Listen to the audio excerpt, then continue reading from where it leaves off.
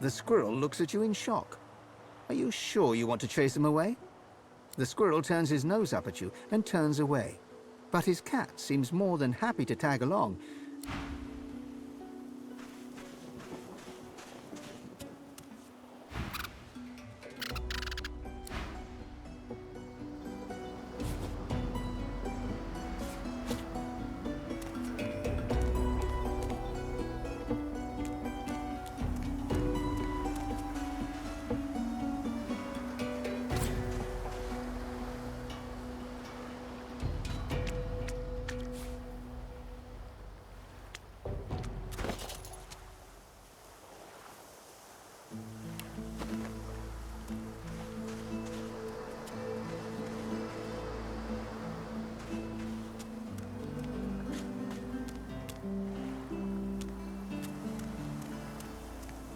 You spot a strange lizard gazing over the water with a steady, malcontent stare.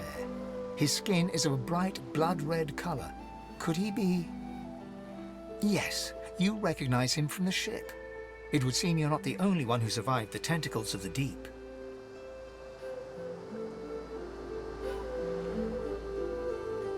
The lizard turns about with the graceful ease of a dancer, or a duelist. You lock eyes with his, two smouldering embers that sizzle your very soul. I did survive, yes. And chances are I wouldn't have, had you not returned to the aid of your fellow passengers down in that dreadful hold. You have my gratitude. Hand over heart, he salutes you with a bob of the head. More than a nod, though less than a bow. Yes, I'm sure you've all the makings of a hero and all that, but let's not get carried away, shall we? Nevertheless, one good turn does deserve another, so as far as the whole slave business is concerned, let's just forget about it. Now then, if there's nothing further... I'm sure I don't mean to sound condescending, but I had thought it quite self-evident I was gazing out over the waves. He sighs dramatically. Tell me, what do you see when you cast your glance over this ocean?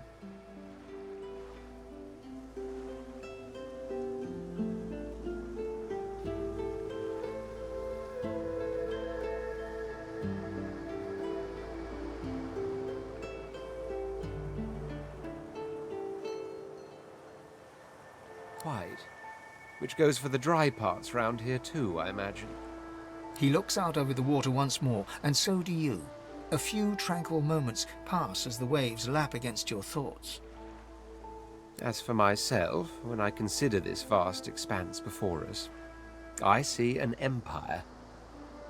I see continents dotted with mighty cities, and shimmering along the soft curve of the sea's horizon, I picture the palaces that formed my paradise.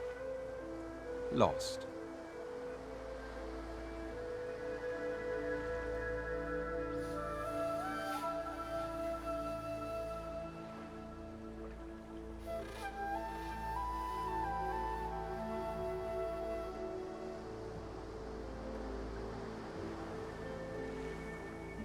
What do you mean, what do I mean? I mean just what I say. I had a very actual empire that I lost. Suddenly, having all the air of being deeply offended, he stares at you with utter incredulity. Well, don't just stand there gawking like an ape at an abacus. Or do you really mean to tell me you don't know who I am?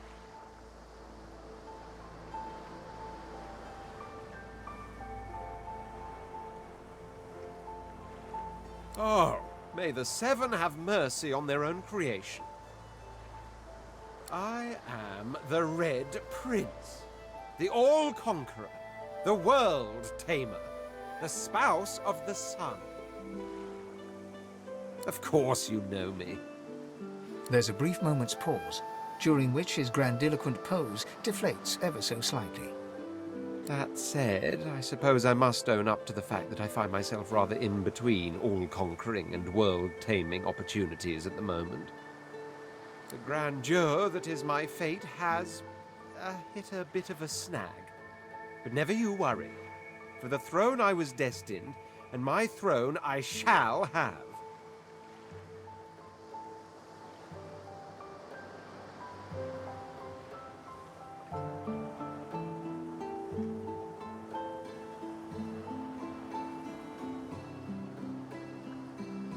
truly. A kind offer indeed. And you've already proven to be trustworthy enough. You came back for the others on that ship, after all. Fine, I accept. On one condition. For reasons I'll not disclose right now, it is imperative that I should meet with a dreamer, one of the mystics of my kind. I've reason to believe one of them may be present on this island. Promise me we'll look for him, and I'll extend you the blessing of my company. Jolly good. So, now that that's settled, first things first. Even if you are as versed in the art of eloquence as I am, that our swords will be doing a lot of the talking from here on out goes without saying. As a born fighter, I prefer the perfection of the blade myself. But I'm well acquainted with the secrets of magic, and yes, even subterfuge. What say you?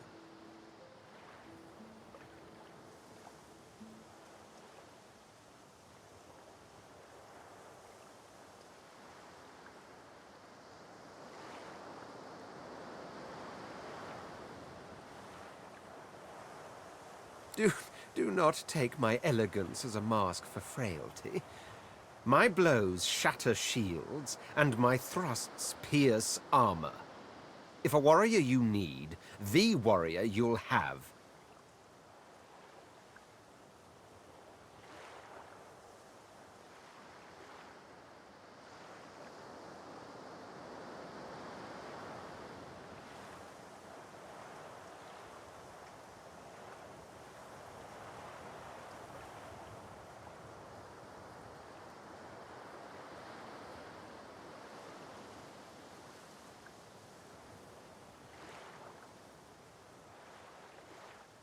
I offered the perfection of the blade, and you seek the perfection of the blade. How fortuitous.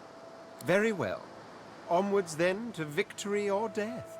The Red Prince nods and gives you a smile that wavers ever so delicately between courtesy and contempt. Now, as you're aware, you'll be traveling with a prince. Proper forms of address include Your Majesty, Your Royal Highness, or if you're feeling particularly frivolous, My Lord.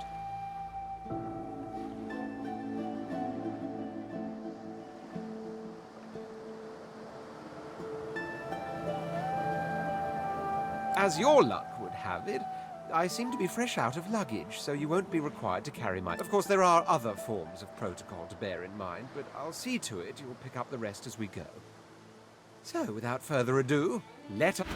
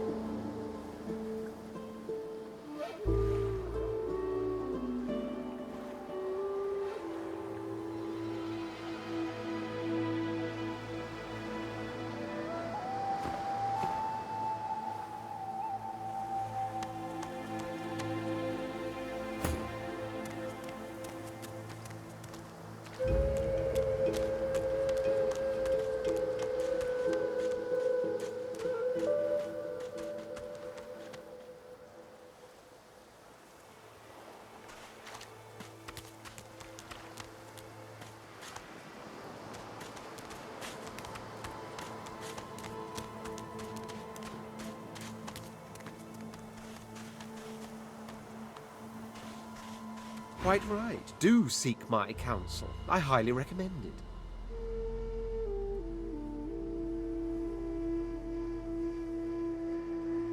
There was a small incident which prompted my many rivals to move against me. Such a nuisance, the law. Quite necessary to keep the common in line, of course, but one such as myself it should exempt as a matter of course. By the rabble and for the rabble. You're one of those, are you?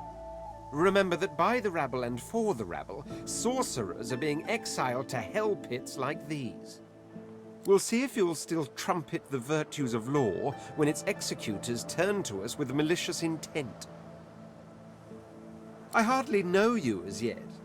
Let's leave some mystery in the relationship, shall we? We can exchange... There isn't much to say, but for the fact that I simply must. It's the portent of it all. I can feel it. The revelation will be world-changing. I just know it. And justified it is too. You'll be a witness to wonders, I assure you. As certain as the sun, such is my conviction. I will be, then grow beyond being. I intend to rule an empire one day, not a tiny outcropping in the sea, lording over gulls and guppy fish. To that end, I suggest we focus on the obvious. A farewell to Fort Joy and a hello to the mainland. Of course, I'd much appreciate it if we managed to find a dreamer first. As am I. A prince should die of old age or on the battlefield. Anything else could be construed as weakness of character. That said, I've the distinct feeling I wasn't meant to die today, for despite your heroics, I was still cast into the water. I sank. But there was something in the water. A voice made of air that soothed my flooding lungs. There was sudden light, warmth, life. Truly, how intriguing. To hear a voice whilst drowning is a rather specific delusion to share, is it not? Still, I wonder if... He hesitates. Are you a religious person?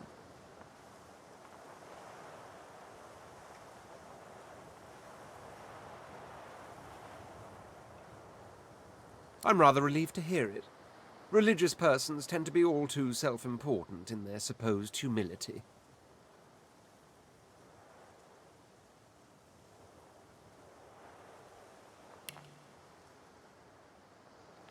As for myself, I perform the ancient rites of prayer and ceremony with a kind of languid indulgence. After all, when one is revered by many as a living god oneself, public deprecation would be needlessly self-important as well, wouldn't you say?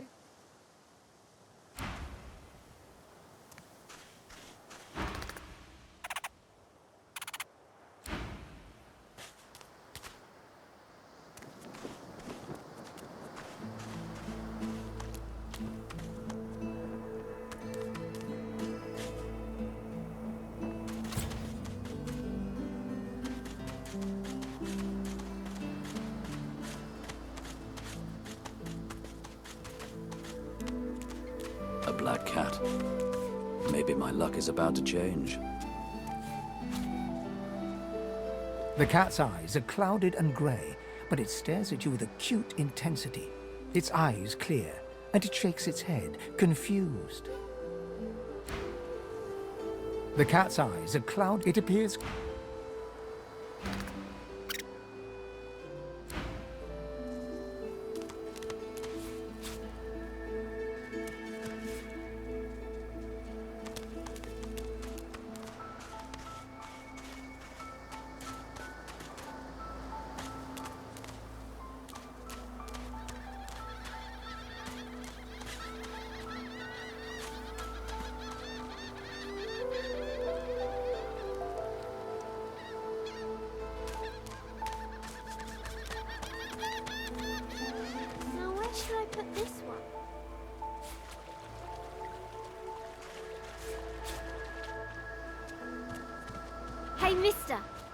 a lot nicer here than that stinking boat, huh?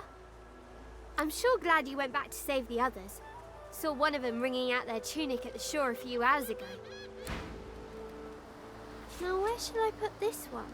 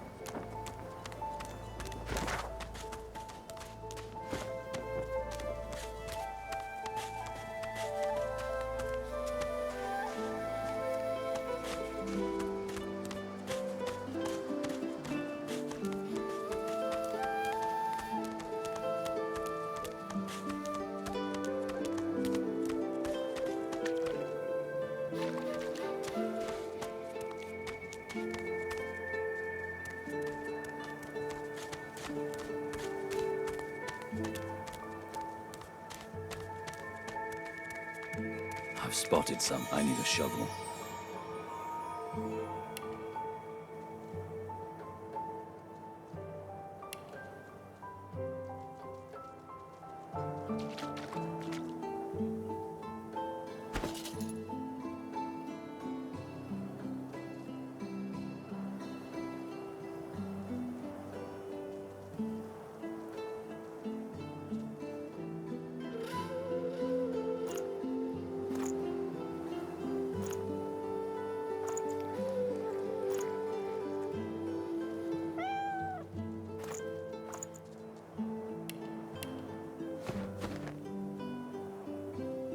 I need to dig here.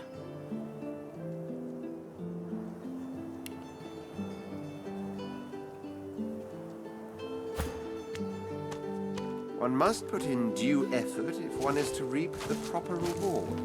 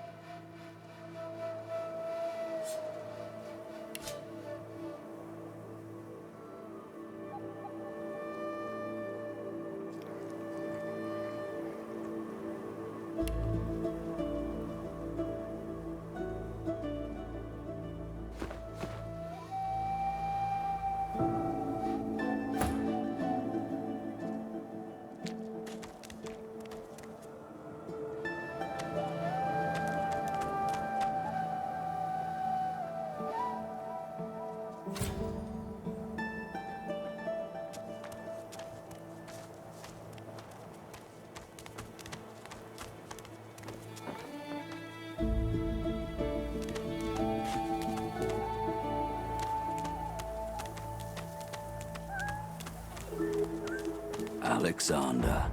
We already wait, know the truth. He's too Magister. well protected here. Now speak.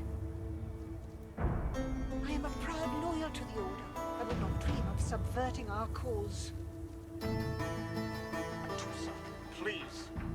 Your Godwoken has asked you a... Stay back, sorcerer, and stay silent. Our Godwoken speaks. We know you've been helping sorcerers escape, Atusa. We have proof.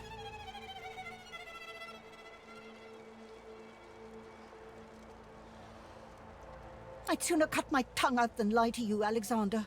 I know nothing of any escapees. If you can tell the Godwoken no more, your tongue is of no use. This can't be serious, Alexander. Come! You should know by now to obey your superior, Magister, whatever she may ask.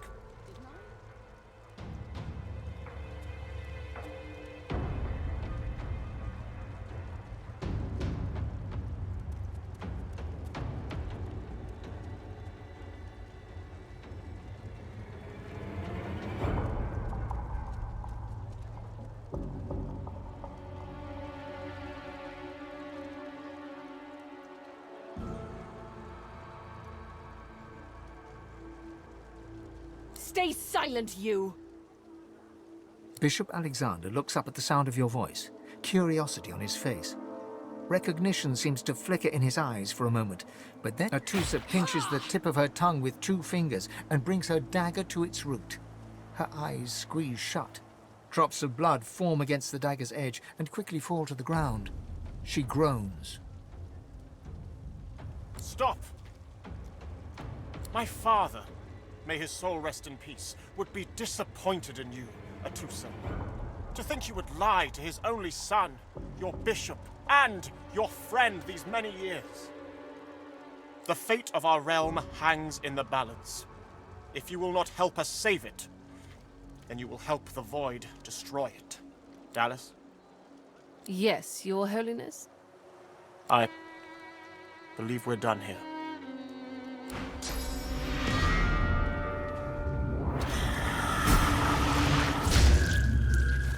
What a waste.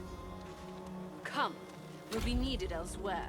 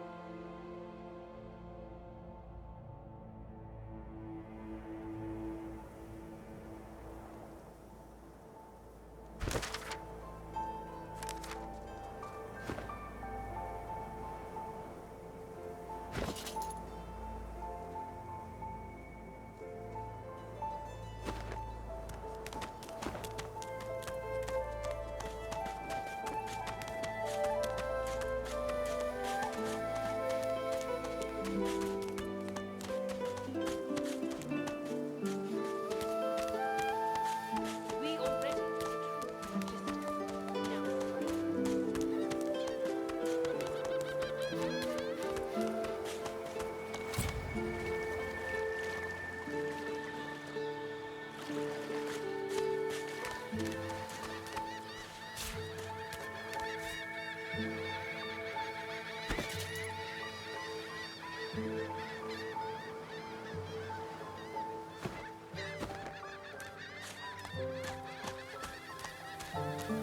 Now come on, old man. I can't wait all day.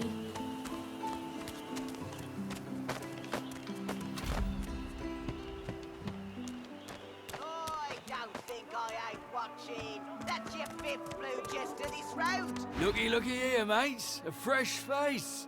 We'll up for it. Why don't you join us in a round of cards? First hands on the house. Chuff to you, Chief. Here are your cards. You're up first. You glance at your hand. 2 purple monarchs. A hard hand to beat. Quite the hand, Freshie. Unfortunately, 2 is less than 5, and that's how many purples I've got. I reckon that makes me the winner. I'll be having your fee then. Just my bit of fun, Sharpie. I'm sure the Reds told you, no one gets along without paying the interment fee. So, let's make this easy. Empty your pockets. Well, you've heard of it now, ain't ya? Go on then, Freshie. Turn 'em out.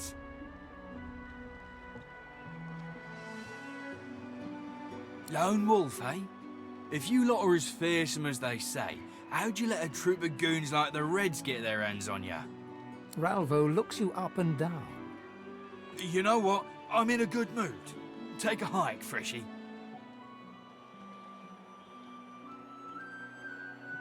Ha! You hear that, mates?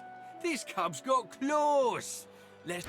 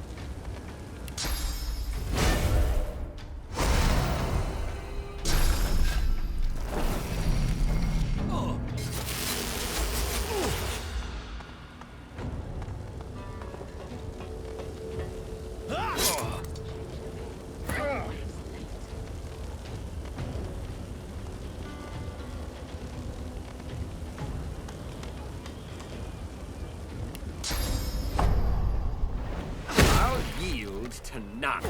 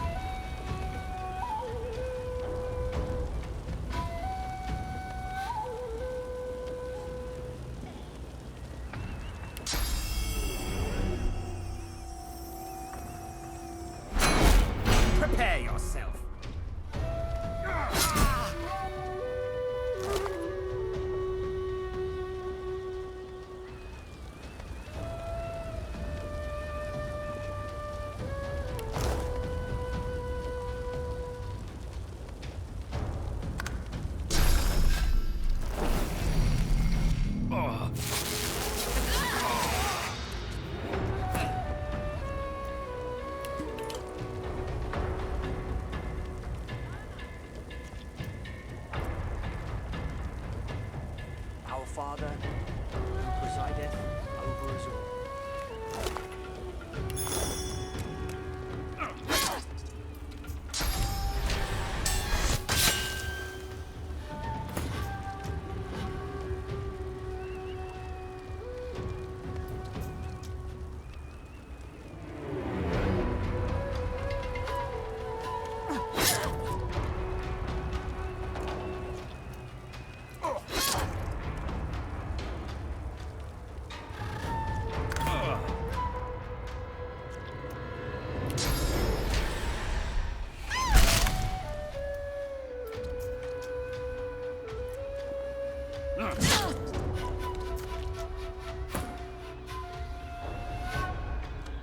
Into the dark with you.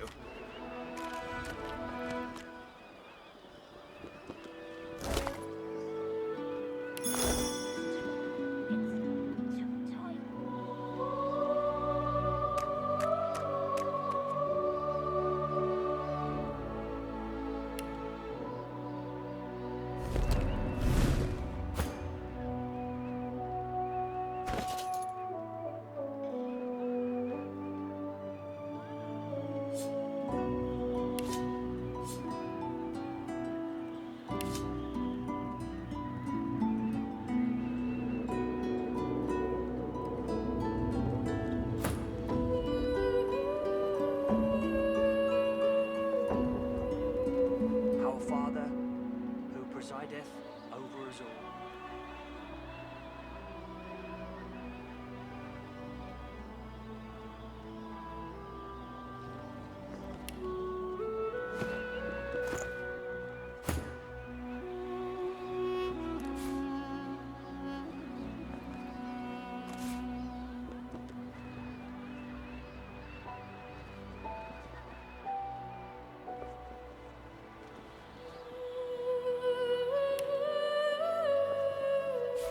Rubbish.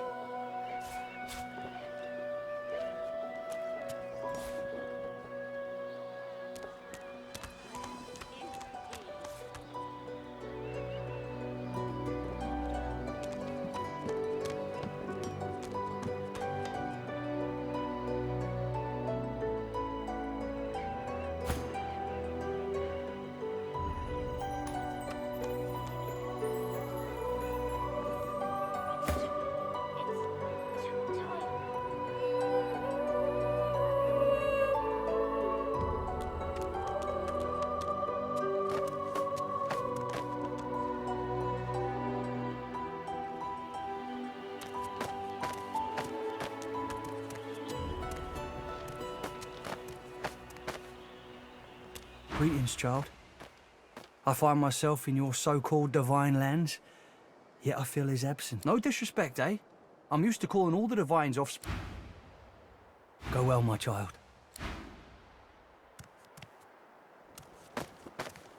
Lest the void overtake and devour us all.